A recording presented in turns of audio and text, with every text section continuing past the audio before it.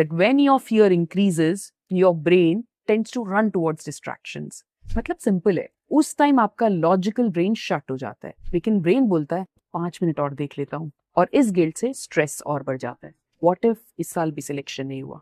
मेरा ब्रेन मुझे ट्रिक कर रहा है। उसे लगता है कुछ स्पेसिफिक है, ये कुछ डुएबल।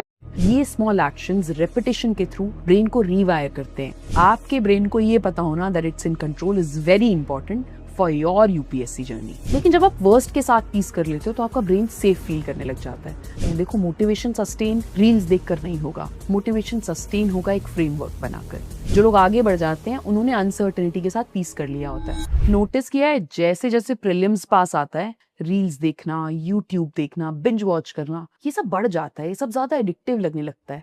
ऐसा लगता है पढ़ने का मन ही नहीं कर रहा, सिर्फ यही देखते ही रहें। एक्चुअल में होता क्या है, आपका स्ट्रेस बढ़ जाता है प्रीलिम्स के पास आने से। You sit down to study, you open your book, और 2 मिनट बाद फोन खुल जाता है और फिर गिल्ट होता है, मैंने इतना पढ़ाई भी की लेकिन फिर भी मैं फोकस नहीं कर पा रहा हूँ। बट पता है सच क्या है? ये विल पावर की प्रॉब्लम नहीं है, इसके पीछे एक साइंटिफिक रीजन है that when your fear increases, your brain tends to run towards distractions and it has nothing to do with your willpower. देखो, जब एग्जाम पास आता है, आपका ब्रेन एक डेंजर मोड में चला जाता है। आपको लगता है आप सेफ हो, लेकिन ब्रेन को लगता है something's coming, something's going to happen, something big is going to take place.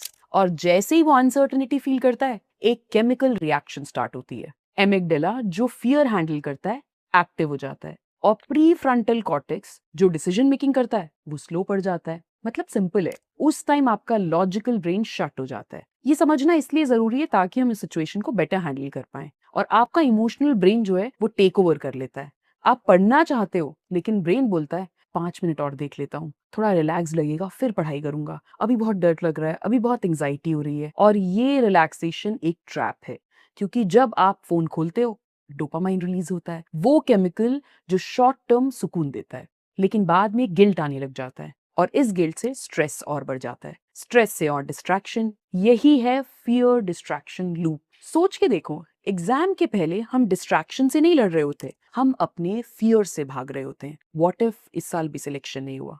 पूरा साल वेस्ट हो जाएगा। इसी के चलते हम स्क्रोलिंग, स्नैकिंग, ओवरथिंकिंग, ये सब करने लग जाते हैं। अब सवाल ये है, जो कैंडिडेट सिलेक्ट होते हैं, फियर तो वो भी फील करते हैं, तो वो इस सिचुएशन को कैसे हैंडल करते हैं? वो इस सिचुएशन को ऐसे हैंडल करते हैं कि उन्होंने समझ लिया होता है कि डिस्ट्रैक्शन इस गेम का पार्ट है। डिस्ट्रैक्शन इज इंफॉर्मेशन, ये सिग्नल है कि ब्रेन ओवरलोड हो गया है और इससे डील करने के मैकेनिज्म्स बनाने पड़ेंगे। जब आप सिग्नल समझ लेते हो तो आप सिस्टम को फिक्स कर सकते हो। चलो अब समझते हैं इस लूप को तोड़ते कैसे हैं। सबसे पहला, फियर को लेबल करो। जब एंजाइटी फील हो, बस अपने आप से बोलो, मेरा ब्रेन मुझे ट्रिक कर रहा है। साइंस कहता है जब आप अपनी फीलिंग को लेबल करते हो तो आपका जो फियर सेंटर है वो डीएक्टिवेट हो जाता है और लॉजिक एक्टिवेट हो जाता है। आपका माइंड इमोशनल स्टॉर्म से बाहर निकल आता है। टॉपर्स ये कॉन्शियसली करते हैं, वो खुद को ब्लेम करने में टाइम वेस्ट नहीं करते, वो ऑब्जर्व करते हैं, वो इससे डील करते हैं। जब वो स्ट्रेस्ड फील करते हैं, वो इमोशन को लेबल करते हैं और क्विकली इससे मूव ऑन कर लेते हैं। दूसरा, बिग गोल्स को माइक्रो गोल्स में तोड़ लो। देखो, ब्रेन को ना अनसर्टेनिटी पसंद नहीं होती। आप बोलते हो मुझे पॉलिटी रिवाइज करनी है, ब्रेन के लिए ये एक ब्लैक होल जैसा लगता है। लेकिन जब आप बोलते हो मुझे सिर्फ फंडामेंटल राइट्स के आर्टिकल 12 से 21 रिवाइज करना है, तो ब्रेन इंस्टेंटली काम हो जाता है। उसे लगता है कुछ स्पेसिफिक है, ये कुछ डुएबल है, और ये डुएबल अचीव करने के बाद आपको सेंस ऑफ अचीवमेंट भी आती है, जो अगेन आपको मोटिवेटेड रखती है पढ़ने के लिए। टॉपर्स इसीलिए अपना सिलेबस चंक्स में तोड़ देते हैं। उनका फोकस पूरा रिवाइज करना नहीं होता, उनका फोकस एक पेज, एक कॉन्सेप्ट रिवाइज करना होता है। ये स्मॉल विंस आपके ब्रेन को डोपामाइन देती हैं, सेंस ऑफ अचीवमेंट देती हैं, और इसके चलते डिस्ट्रैक्शन कम हो जाती है और ऑटोमेटिकली आपकी प्रोडक्टिविटी बढ़ जाती है, आपका फोकस बढ़ पाता है, आपको समझ आता है कि मैंने अपना आज का गोल, वीक का गोल अचीव कर लिया है। Third, replace escape with action. जब भी ब्रेन एस्केप करना चाहे, जैसे बस 5 मिनट फोन देख लेता हूँ, उस वक्त एक छोटा सा प्रोडक्टिव एक्शन ले लो। अपने आप को बोलो, हाँ ठीक है 5 मिनट रील्स देखूंगा, लेकिन 3 एमसीक्यू करने के बाद मैं सिर्फ एक ये पेज रिवाइज कर लूं, उसके बाद देख लूंगा। ब्रेन को वही डोपामाइन मिलता है, पर इस बार एस्केप से नहीं, एफर्ट से। ये स्मॉल एक्शंस रेपिटेशन के थ्रू ब्रेन को रीवायर करते हैं, आपके हैबिट्स में चेंजेस लाते हैं, आपके दिमाग को सिखाते हैं कि स्ट्रेस से भागना नहीं है, स्ट्रेस से डील करना है। देखो ये जर्नी बहुत लंबी है, इस जर्नी में अलग अलग स्टेजेस पे स्ट्रेस होगा। आइडिया है अडेप्ट करना, आइडिया है उससे डील करना, ना कि उसके बारे में या तो रोते रहना या फिर एस्केप मैकेनिज्म्स ढूंढना। फोर्थ है बॉडी को ट्रिक करो, ब्रेन भी फॉलो कर लेगा। आपने नोटिस किया होगा जब स्ट्रेस बढ़ता है तो आपका पोस्चर गिर जाता है, ब्रीदिंग शैलो होने लग जाती है। ये सिग्नल्स ब्रेन को और स्ट्रेस देते हैं। जो कैंडिडेट सिलेक्ट होते हैं वो कॉन्शियसली अपनी बॉडी लैंग्वेज को यूज करते हैं फोकस बनाए रखने के लिए। जैसे क्यों बोलते हैं कि डीप ब्रेथ ले लो, स्ट्रेचिंग कर लो, बस 5 मिनट वॉक कर लो, जॉगिंग कर लो, लाइट रनिंग कर लो। ये सिंपल बॉडी हैक्स ब्रेन को सिग्नल देते हैं आई एम इन कंट्रोल। और आपके ब्रेन को ये पता होना that it's in control is very important for your UPSC journey. Fifth है विजुअलाइजेशन, सेफ्टी नेट बनाना। टॉपर्स एक ट्रिक यूज करते हैं, वो एग्जाम के पहले अपने दिमाग में वर्स्ट केस विजुअलाइजेशन कर लेते हैं। हाँ, बेस्ट केस नहीं, वर्स्ट केस। वो सोचते हैं even if I don't clear this attempt, मैं क्या करूंगा। इससे ब्रेन को सेफ्टी फील होती है। मैं ये नहीं कह रही कि आप विजुअलाइज करो मैं आईएएस बन जाऊंगा तो लाल बत्ती वाली गाड़ी में जाऊंगा, ये करूंगा, वो सब अलग चीज है। लेकिन जब आप वर्स्ट के साथ पीस कर लेते हो तो आपका ब्रेन सेफ फील करने लग जाता है। वो फियर से ट्रिगर नहीं होता, वो फोकस पर एक्ट करता है। आप भी ट्राई करो, कुछ सेकंड सोचो अगर वर्स्ट केस ये हुआ कि मैं फेल हो गया तो भी क्या। देखो दुनिया खत्म नहीं हो जाएगी, अगर आप फेल हो भी गए उसके बाद भी बहुत सारे ऑप्शंस हैं, इट्स नॉट ओवर। बस इतना सोचने से आपका ब्रेन काम हो जाएगा, अभी आप फेल हुए नहीं हो। ये सोचना आपकी साइकिल में रादर आपको हेल्प करेगा। सिक्स्थ है डोपामिन डिटॉक्स। ये डिटॉक्स का मतलब है फोन छोड़ देना।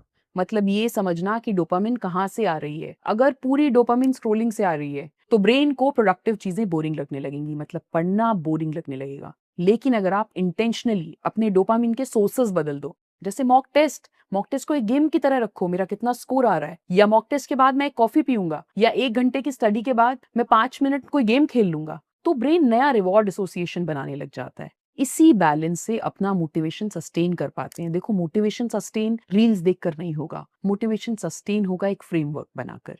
प्रीलिम्स के पहले डर सबको लगता है, एंड ट्रस्ट मी, डर लगने का मतलब है कि आप इस एग्जाम को लेकर सीरियस हैं। तो अगर आपको भी डर लग रहा है इसका मतलब आप नॉर्मल है, आपके साथ कुछ गलत नहीं है और आप एक सीरियस सिंसियर एस्पिरेंट हैं। लेकिन प्रॉब्लम तब होती है जब डर हमें कंट्रोल करने लग जाता है और उस मोमेंट में डिस्ट्रैक्शन एक सेफ्टी वॉल्व बन जाता है। लेकिन जब आप समझते हो कि डिस्ट्रैक्शन कोई एनिमी नहीं है, ये बस एक सिग्नल है, तो आप अपने ब्रेन के साथ काम करना सीख जाते हो। इसीलिए कुछ बच्चे सिलेक्ट होते हैं और कुछ बच्चे सिलेक्ट नहीं होते, डिस्पाइट कि दोनों एफर्ट कर रहे हैं। जो लोग सिलेक्ट होते हैं वो अपने दिमाग को समझकर उसे ट्रेन करते हैं, वो फियर से लड़ते हैं, फियर को फोकस में कन्वर्ट करते हैं। ये एग्जाम सिर्फ पढ़ने का हार्डवर्क का गेम नहीं है, ये एग्जाम माइंडसेट का भी गेम है। सो नेक्स्ट टाइम जब आप फोन खोलें बिना रीजन, या गिल्ट फील हो, या लगता हो मैं कहीं कर पाऊंगा क्लियर या नहीं कर पाऊंगा, पता है अनसर्टेनिटी से सबको डर लगता है, मुझे भी बहुत डर लगता है, बट गेम सर्टेनिटी को चेज करना है ही नहीं। डिपेंड ये करता है कि आप अनसर्टेनिटी में कैसे ऑपरेट कर पाते हो अपने फुल पोटेंशियल पे। आपको नहीं पता कल क्या होगा, किसी को भी नहीं पता कल क्या होगा, लेकिन इस अनसर्टेनिटी से आप कैसे डील करते हो यही आपकी सक्सेस को डिफाइन करता है। Success in UPSC isn't about never getting distracted, it's about knowing why you get distracted and how you will deal with it. और लाइफ में भी ऐसा है, डिस्ट्रैक्शंस तो होंगी, अनसर्टेनिटी आपके पास भी होगी, आपके कॉम्पिटिटर के पास भी होगी।